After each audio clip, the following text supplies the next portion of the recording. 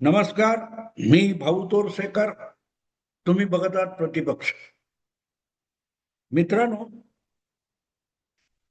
तशी जुनी गोष्ट आहे. मला वाटतं एक 12 वर्ष, 11-12 वर्ष झाली असते.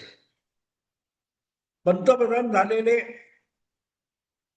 नरेंद्र मोदी पहिल्यांदा अमेरिकेतल्या भारतीय वंशाच्या लोकांच्या आग्रहामुळे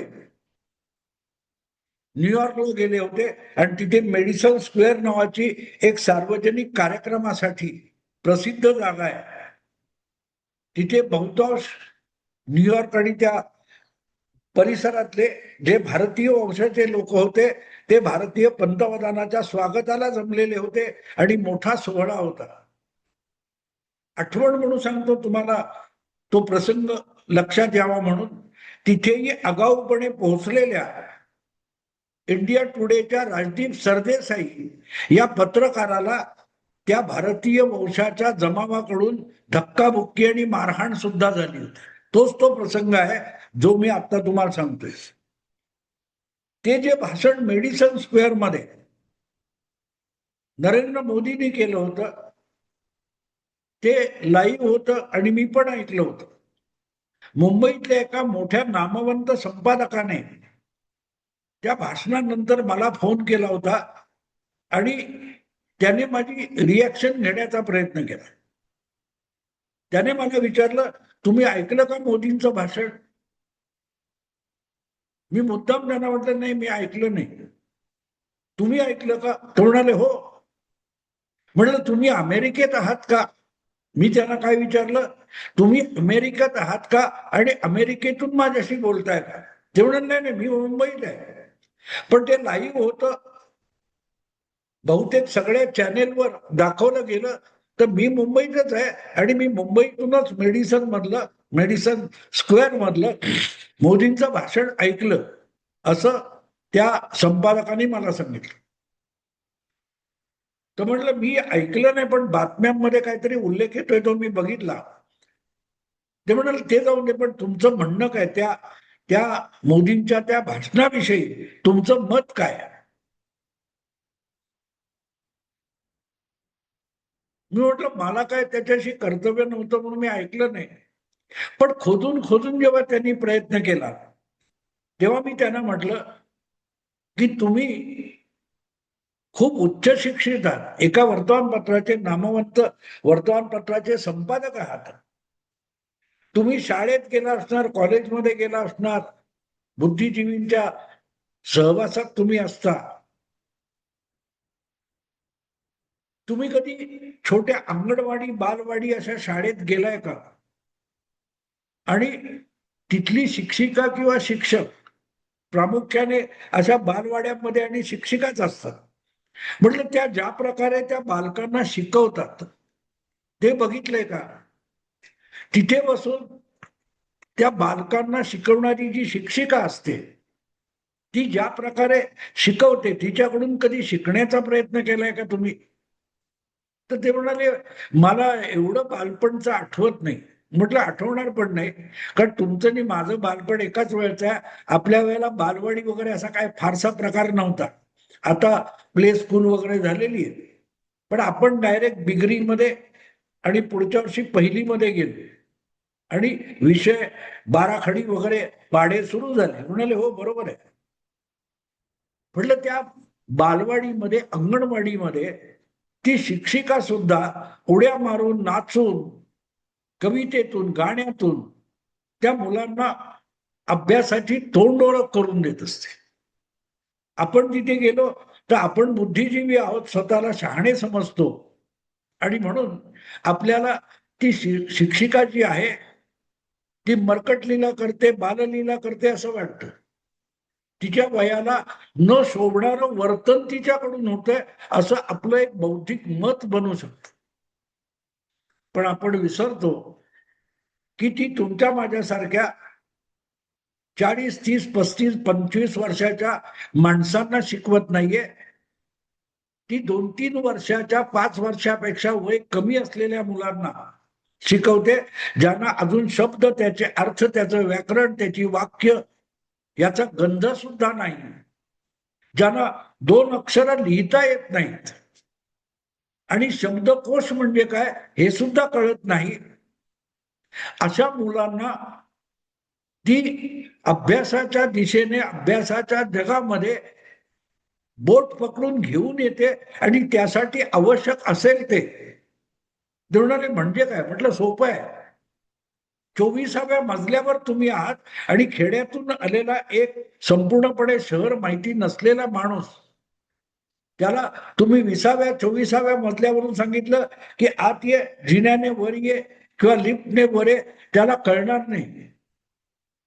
त्याला 22व्या 24व्या किंवा 17व्या मजल्यावर आणायचं तर आपल्याला खाली जावं लागतं, त्याचं बोट पकडून त्याला इमारतीत आणावं लागतं, जिन्यापर्यंत किंवा लिफ्ट पर्यंत आणावं लागतं आणि आपल्या सोबत वर घेऊन यावं लागतं. आणि त्यासाठी पहिल्यांदा आपण तो काय 24वा 17वा मजला असेल तो सोडून आपल्याला खाली जमिनीपर्यंत खाली जावं लागतं. म्हणलं, मोदी मेडिसन स्क्वेअर मध्ये जमलेले भारतीय वंशाचे आणि अमेरिकेत स्थायिक झालेले जे लोक आहेत त्यांच्यासाठी भाषण करत होते. त्यांनी आयोजित केलेल्या समारंभामध्ये बोलत होते. ते भारतात वास्तव्य करणारा नागरिक किंवा भारतातला मतदार, भारतातला मजूर, भारतातला बुद्धिजीवी याच्यासाठी बोलत नव्हते. जसं तुम्ही ग्रॅज्युएट असाल, पीएचडी केलेले असाल आणि बालवाडीत जाऊन बसलात तर तुम्हाला ती शिक्षिका मूर्ख वाटते, कारण तुम्ही तिच्या स्तरावर जात नाही. आपल्या स्तरावरून तिची मोजमट्टी करून मोजमाप करायला बघता. नेमकी तीच गोष्ट इथे होते. मेडिसन स्क्वेअर मधलं मोदींचं भाषण हे अमेरिकेत वसलेल्या भारतीय वंशाच्या लोकांसाठी आहे. तिथे अनेक जणांनी अमेरिकन नागरिकत्व पत्करलेलं आहे, त्यांच्यासाठी आहे, हे तुम्ही विसरून गेलाय. जेव्हा शिक्षक कुठच्या वयोगटातल्या मुलांना शिकवतो हे जर तुम्हाला समजत नसेल तर तुम्ही सगळं ज्ञानार्जन केलं ते वाया गेले. नेमकी ही गोष्ट मी आज तुम्हाला जवळजवळ 11-12 वर्ष जुनी गोष्ट मुद्दाम अगत्याने एवढ्यासाठी सांगतोय की काल परवा दिल्लीच्या IIT या संस्थेचं जे पदवीदान समारंभ झाला, कॉन्व्होकेशन, तिथे देशाचे पंतप्रधान नरेंद्र मोदी तेच आहेत जे 12 वर्षापूर्वीच्या भाषणाविषयी मी बोलतोय. तेच नरेंद्र मोदी दिल्लीच्या IIT मध्ये, IIT म्हणजे भारताची सर्वोच्च आणि अत्यंत गुणवान विद्यार्थ्यांची शिक्षण संस्था आहे. तिथे दीर्घकाळ 4-7 वर्ष शिकून जी मुलं यशस्वी झाली, ज्यांनी पदवी संपादन केली, त्यांना पदवी प्रदान करण्याचा हा समारंभ होता.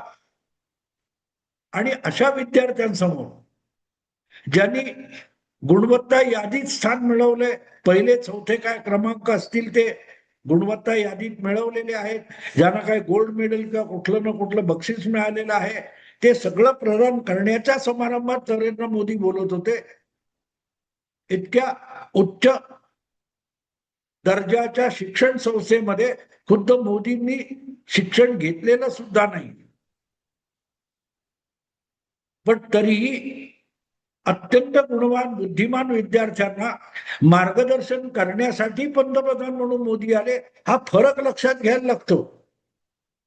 ती मुलं पुस्तकांमधून, प्राध्यापकांच्या लेक्चर मधून किंवा वेगवेगळ्या प्रयोगातून जे ज्ञानार्जन करतात त्यांना त्या सगळ्या जगाच्या बाहेरची ज्ञानार्जनाची एक दिशा दाखवण्यासाठी तो माणूस आलेला होता. आणि मी एवढ्यासाठी सांगते की तिथे नरेंद्र मोदी काय बोलले हे समजण्यासाठी तुमच्याकडे एक्स्ट्रा ऑर्डिनरी बुद्धी असायला पाहिजे. आपल्याकडे म्हणतात ना, काय ते पालथ्या घड्यावर पाणी, नळ सोडलेला असेल आणि तुम्ही नळाखाली ठेवलेला घडा जो उपडा असेल तर त्या घड्यामध्ये एकही थेंब पाणी जाणार नाही. कारण ज्या बाजूला घड्याचं तोंड आहे ते वरच्या बाजूला ठेवून जर वरून नळ सोडला तर त्या घड्यामध्ये पाणी जाणार असतं. दुर्दैव असं आहे की आपल्याकडे उच्च शिक्षित अहंकारी माणसं जी असतात त्या सगळ्यांचे घडे उपडे असतात आणि त्यावरून किती न सोडले तरी एक थेंब पाणी सुद्धा त्यांच्या घड्यामध्ये भरलं जात नाही. मोदींनी हे जे भाषण केलं ते तिथल्या मुलांना कळत होतं, कारण ते त्यांच्यासाठी होतं. शिक्षणाच्या काय ती सरहद्द आहे ती संपली आणि आता वास्तव जगात तुम्ही जाणार आहात. तुम्ही जे ज्ञानार्जन केलं, जे आतापर्यंत शिकलात, त्याचा वास्तव जगाला किती उपयोग आहे याचं भान ठेवून जगाला सामोरं जायचं. म्हणजे जगाला आणि मानवी समाजाला आणि भारतीय समाजाला भेडसावणाऱ्या ज्या नानाविध समस्या आहेत, संकट आहेत, समस्या आहेत, प्रश्न आहेत, त्याच्यावरची उत्तरं शोधण्यासाठी तुम्ही त्या वास्तव जगात जाणार आहात. तुम्ही आतापर्यंत एका प्रयोगशाळेमध्ये होता, लॅबोरेटरीमध्ये होता. लॅबोरेटरी म्हणजे जग नाहीये. त्या प्रयोगशाळेमध्ये तुम्ही केलेल्या प्रयोगात चूक झाली चालते, परत एकदा प्रयोग करायचा, ती चूक दुरुस्त करायची आणि प्रयोग यशस्वी करायचा. आणि ज्या वेळेला असे वारंवार ते प्रयोग यशस्वी होतात त्यातून काही सिद्धांत निर्माण होतात आणि ते सिद्धांत समाजाला की तो देशाला किंवा जगाला आणि माणसाला इजा करणार नाही याची खातर जमा करून वास्तवात आणि व्यवहारात आणले जातात. तुम्ही जे शिक्षण घेतलं ते प्रयोगशाळेतलं आहे, पण त्याचा सार्वत्रिक उपयोग करण्यासाठी या पुढे तुम्हाला जायचंय. आणि त्यामुळे हे सगळं समजावताना नरेंद्र मोदींनी त्यांना सांगितलं की इथे सगळ्या परीक्षा या अभ्यासक्रमातल्या होत्या. म्हणजे तुम्हाला जे शिकवलं जातंय ती ही एक एवढी एवढी गोष्ट आहे आणि त्याच्यावरचे प्रश्न तुम्हाला विचारले गेले, उत्तर तयार आहे, पण ते उत्तर किंवा तो जो ज्ञान आहे ते तुम्ही किती आत्मसात केलं त्याच्या कसोटीसाठी परीक्षा घेतली गेली. तुम्ही यातून फार काही निर्माण केले असं नाहीये. पण यानंतर ज्या जगात तुम्ही जाणार आहात, ज्या व्यवहारी जगात जाणार आहात, त्या व्यवहारी जगात जो जो प्रयोग कराल त्याची इजा इतरही जणांना होऊ नये, इतरांना देशाला नुकसानदायक होऊ नये याची काळजी घेऊन जावं लागेल. आणि हे सगळं समजावताना अतिशय सोप्या भाषेमध्ये पंतप्रधानांनी जे भाषण केले ते फार महत्वाचं आहे मित्र. की आतापर्यंत तुम्ही अभ्यासक्रम सिलेबस दिलाय तेवढ्यावर आधारित परीक्षा दिल्यात, प्रश्नोत्तर केली. आता जे तुमचं जीवन सुरू होणार आहे ही खरी परीक्षा आहे, खरी कसोटी आहे, कारण इथे सिलेबस नाही, ठरलेला सिलेबस नाहीये. प्रत्येक वेळेला जी परीक्षा आहे ती आउट ऑफ सिलेबस म्हणजे अभ्यासक्रमाच्या बाहेरचे प्रश्न आहेत. आणि त्यामुळे ते सोडवताना जे जे प्रयोग कराल ते कोणाला इजा करणारे असू नयेत याचं भान ठेवावं लागेल. हा पंतप्रधानांनी दिलेला धडा आहे. आणि त्यात बोलता बोलता त्यांनी आणखीन एक मजेशीर गोष्ट सांगितली मोदींनी, की इथे शिक्षण संस्थेमध्ये मग IIT असो किंवा साधी सामान्य प्राथमिक शाळा असो, तिथल्या परीक्षेमध्ये तुमच्या समोर एक प्रश्नपत्रिका येते आणि तो जो प्रश्न आहे तो आपण केलेल्या अभ्यासाच्या आधारावर त्याचं उत्तर आपण शोधतो आणि लिहितो किंवा सांगतो. व्यवहारी जगामध्ये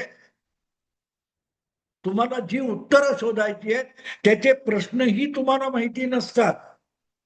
तुम्हाला कोणीही प्रश्न विचारत नाही, तुम्हाला प्रश्नांचा शोध घेत जावं लागतं.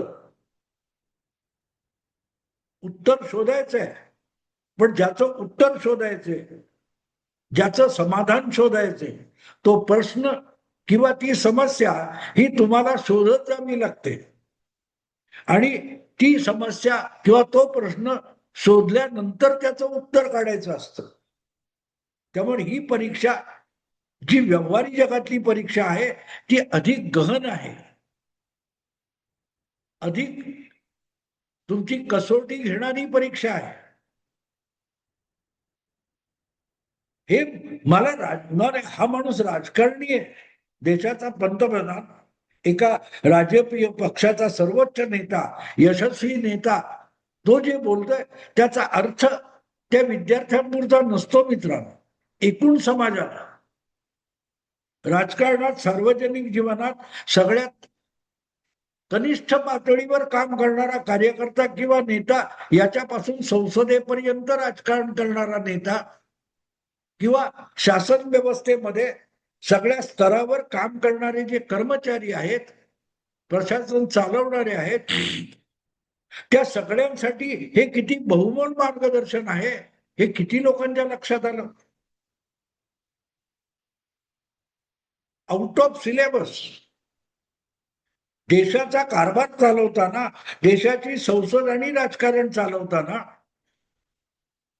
रोजचा दिवस उजाडतो तो आउट ऑफ सिलेबस प्रश्न घेऊन येतो. नीटची परीक्षा, त्यात गडबड झाली.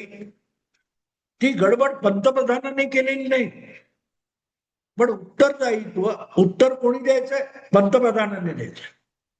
नीटची परीक्षा अमित शहानी घेतली नाही, त्याची तयारी, त्याची व्यवस्था अमित शहानी केलेली नाही.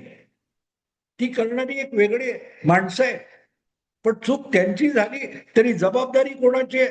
उत्तरदायित्व कोणाचं आहे? मंत्रिमंडळ बनवणं, निवडणुका जिंकणं वगैरे वगैरे करणं, पण प्रश्न कुठून येणार आहे? प्रशासनाच्या अंमलबजावणीतून येणार आहे, कायद्याच्या किचकटपणातून येणार आहे. त्यामुळे प्रश्न आउट ऑफ सिलेबस आहे. राजकीय पक्षांच्या शिबिरामध्ये यातलं काही शिकवलं जात नाही. त्यामुळे प्रश्नांचा शोध घेत जावं लागतं, आणि तो प्रश्नांचा शोध घेतला, समस्येचा शोध घेतला की त्याच्यावर समाधान शोधायचं. किती विचित्र गोष्ट आहे बघा मित्र. हे राहुल गांधींच्या डोक्यात कधी येणार नाही, कारण राहुल गांधी हे इतके सर्वज्ञानी आहेत की त्यांना असं वाटतं की कुठचंही शिक्षण आपण घेतलेलं नसलं तरी जगातल्या प्रत्येक समस्येचं हुकमी रामबाण उपाय उत्तर आपल्याकडे आहे. आणि तिथे राहुल गांधी हे अपयशी राजकारणी आहेत. आपला चांगला तगडा शक्तिशाली पक्ष त्यांनी मातीमोल करून दाखवला. याचे कारण ते आहे की त्यांना कशातलंच काही माहित नाही, आणि राहुल गांधींना वाटतं की त्यांना जगातलं सगळं माहिती आहे.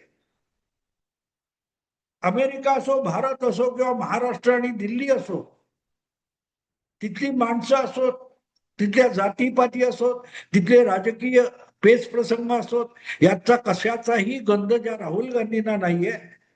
त्यांना असं वाटतं की त्या सगळ्या प्रश्नांची उत्तर माझ्याकडे. कारण सिलेबस म्हणजे काय ते सुद्धा राहुल गांधींना माहित नाही, अभ्यासक्रम म्हणजे काय माहित नाही, आणि त्या सगळ्याची उत्तरं त्यांच्याकडे, कारण त्यांना प्रश्नांची गरजच वाटत नाही. तुम्ही राहुल गांधींकडे बारकाईने पत्रकार परिषद घेतात ते बघा, ते समोरच्याचा संपूर्ण प्रश्न ऐकत सुद्धा नाही. त्या प्रश्नाची 2-3 वाक्य तो पत्रकार बोलतो, त्याच्या आत राहुल गांधी उत्तर द्यायला सुरुवात करतात. म्हणजे मोदी आणि त्यांच्या विरोधातले राहुल गांधी यांची तुलना करा, मग तुम्हाला IIT दिल्लीच्या पदवीदान समारंभात मोदी काय बोलले हे कळू शकतं. प्रश्न आउट ऑफ सिलेबस आहे, आणि प्रश्न काय माहिती नाही, प्रश्न आधी शोधायचा. ज्या वेळेला राहुल गांधींना हे विद्यार्थ्यासारखं समजून घेता येईल, त्यानंतर राहुल गांधी सुद्धा मोदींना हरवू शकतील.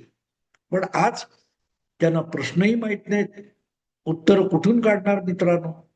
आणि प्रश्न आणि त्याचं उत्तर म्हणजे काय हे सुद्धा राहुल गांधींना माहिती नसेल, तर ते राहुल गांधी किंवा राहुल गांधीचं कौतुक असलेले सगळे पत्रकार संपादक यांना मोदींच्या त्या दिल्लीच्या IIT मधल्या भाषणाची गहराई सुद्धा समजणार नाही. असो, मी आता थांबतो. आवडलं लाईक करा, शेअर करा आणि प्रतिपक्षाला सबस्क्राईब करा. नमस्कार.